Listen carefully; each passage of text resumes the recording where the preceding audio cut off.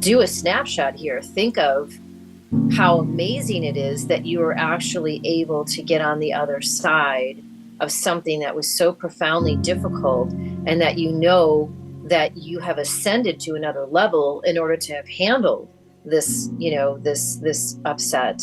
That I know in talking to you, it was really, really, really challenging. And I know you know this. I know you know that you're not alone.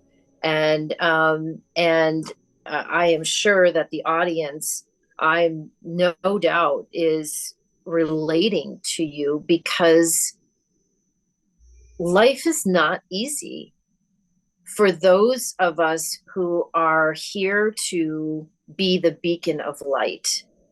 And I know that there's a narrative out there that says, well, all the star seeds and all the ones that are carrying the torch for humanity to get into this next era, this isn't a walk in the park, people. It's not like we're sitting there, like singing Kumbaya, in a circle, and not having any cares about what's going on in the world. I mean, we are living in a very, very intense time, very intense, very, like, there's suffering all around.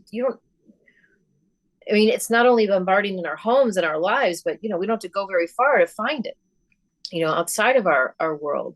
So it doesn't surprise me that we can get in that soup a bit, and so the practice is even more profoundly critical. It's like critical to have these tools, because without them, Chris, we would have to postpone a podcast for a few weeks. And that would be okay, because that would be what would be necessary, and that's fine.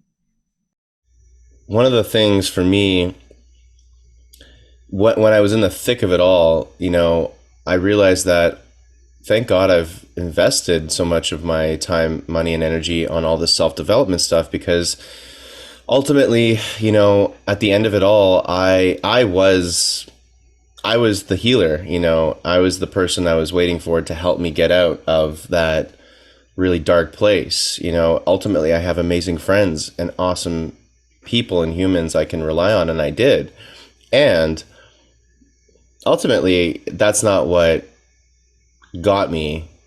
That's not what got me out of out of that darkness. What got me out of the darkness was me, ultimately, and me being the guru, the healer, the savior, the one that we're all waiting for. It's like that person that we're waiting for in our life. If we think that, like, oh man, I'm so sick of this, or screwed, or just feeling so down, I can't wait for this person, this hypothetical or this actual person, to come in and just get me out of this. It's like, no, that person's you, ultimately. And I think it's helped me working with, people like coaches like you, Lisa, and building these tools and these skills to then, in a way, I felt like I was kind of doing that more, that's that modern term people use, like reparenting. I was basically like fathering and mothering myself in an energetic sense, obviously. And I could feel this like 5-year-old version of myself like snuggled into my chest almost. We're just like